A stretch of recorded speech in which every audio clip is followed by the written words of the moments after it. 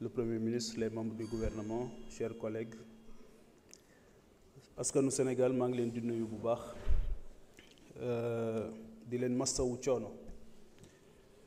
di wax ne boo déggee le ministre des Finances, le ministre de l'économie ak le Premier ministre di wax da ngay constater déconnexion bi am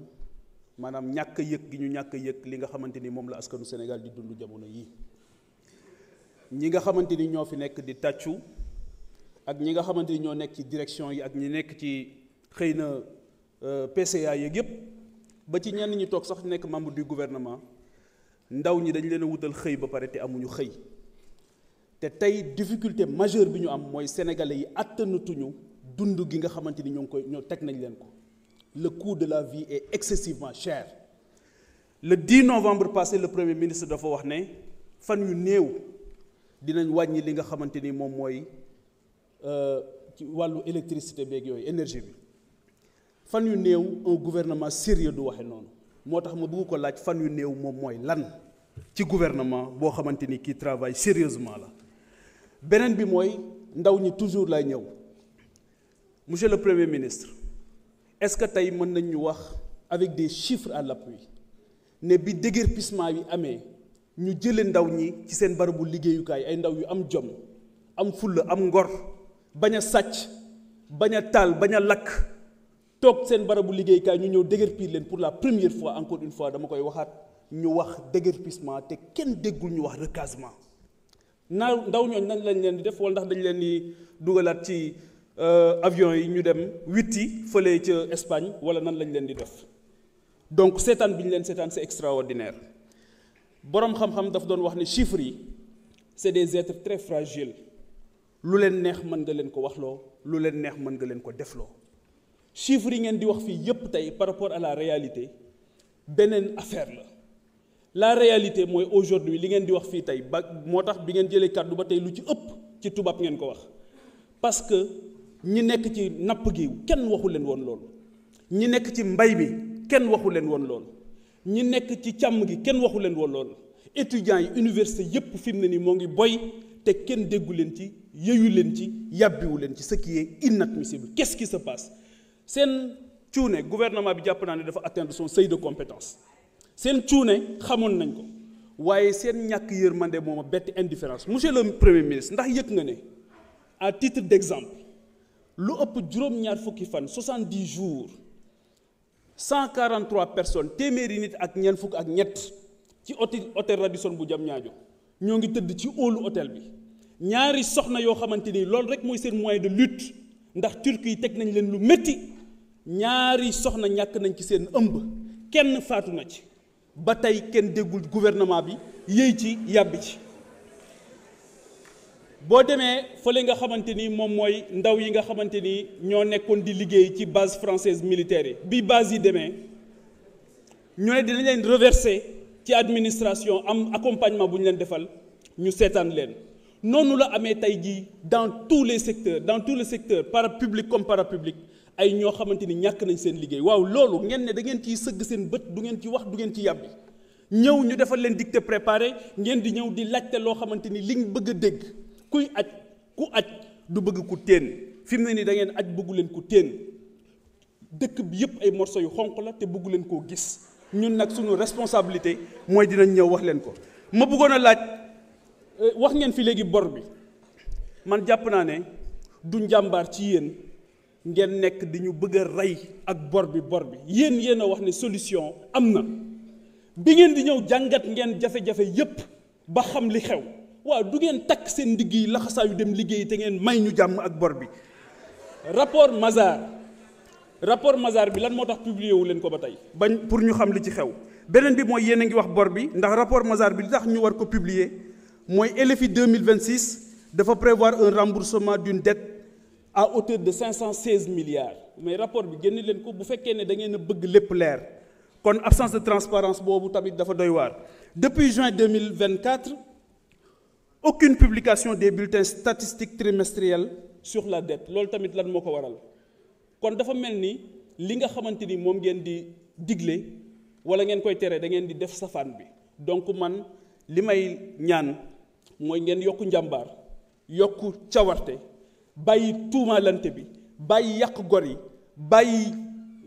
yambar bi nga xamante ni gis naa ko ci yéen te liggéeyal askan bi. beneen bi mooy monsieur le premier ministre Bakel ak Touba dañ ne yóbbu nañ fi 8 milliards fii ñu ne yóbbu nañ fi 7 milliards 500 millions waaye ba tey ñooñu kenn gisu ci dara kon yokku leen góorgóorlu.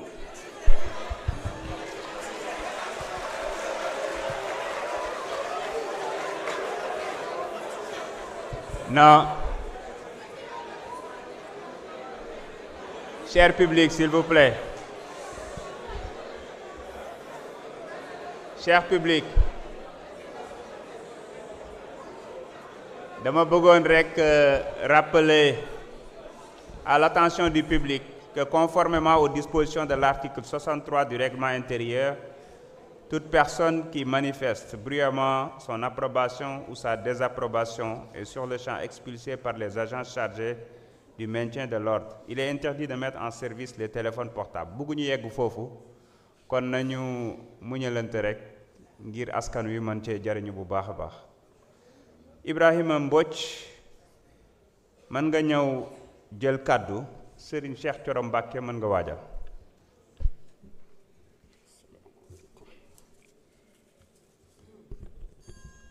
asalaamaaleykum wa rahmatullah. Merci monsieur le président. Gannaaw bi ñu sante yàlla julli ci yonente bi sallallahu alayhi wa sallam ñu ngi nuyu ñëpp di nuyu monsieur le premier ministre di nuyu les membres du gouvernement di nuyu chers collègues honorables députés. Monsieur le premier ministre, Sénégal amul sa fay te aussi dañ la war a delloo njukkal parce que tout simplement yow la ñu radié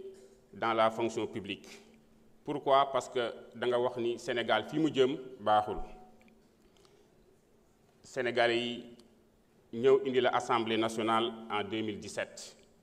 nga ñëw défier hémicycle bi fi newoon avec le ministre des finances et tout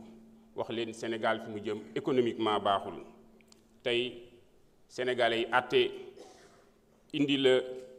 ci réew mi yaag sa frère Bassirou Diomaye Diakhar Faye ngeen def ay càmbar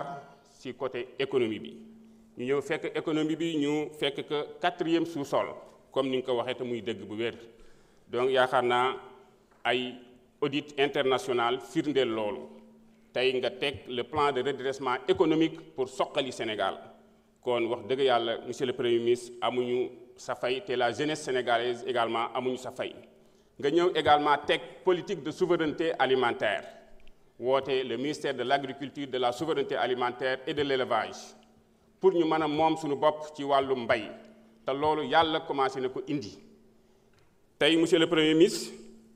Bu nu waxee selon les chiffres rendus publics par le ministère de l'Agriculture, de la Souveraineté alimentaire et de l'Élevage, pour cette campagne 2025, notre agriculture a enregistré des résultats historiques. La production nationale d'arachide dépasse 960 000 tonnes, tandis que la production rizicole a atteint 998 000 tonnes. Ces performances majeures sont la traduction concrète de vos efforts publics, de la stratégie de souveraineté alimentaire et de l'engagement de votre gouvernement en faveur des producteurs. Dans ce contexte de surproduction nationale fertile et prometteuse se pose avec acuité la question de la commercialisation, de l'écoulement et de valorisation de ces productions pour garantir que ces résultats profitent réellement aux producteurs, à l'État et au peuple sénégalais. Monsieur le Premier ministre, je voudrais poser 3 questions. Premièrement, quelles mesures immédiates votre gouvernement met-il en œuvre pour assurer l'écoulement sécurisé et rémunérateur de ces 960 000 tonnes d'arachide et de ces près de 998 000 tonnes de riz? Parce que, tout simplement, on sait que la Sonacos a une capacité d'achat de 250 000 tonnes. Et hormis ce qui sera utilisé au niveau des semences, donc il reste presque plus de la moitié de la production agricole qui risque d'être invendue. Quelles sont les mesures que vous prenez pour permettre aux producteurs de vendre leur production? Parce que, comment si nous disons, yenn producteurs yi ñu commencé di bazarder seen production. Donc, quelles sont les mesures que vous allez prendre par rapport à ça? Pour la riziculture également, on a vu dans la vallée près de 50 000 tonnes de riz qui est en souffrance. Deuxième question, comment garantissez-vous que cette production nationale sera valorisée localement en privilégiant la transformation, la consommation intérieure ou l'exportation dans de bonnes conditions plutôt qu'une perte ou un affaiblissement du revenu agricole? C'est la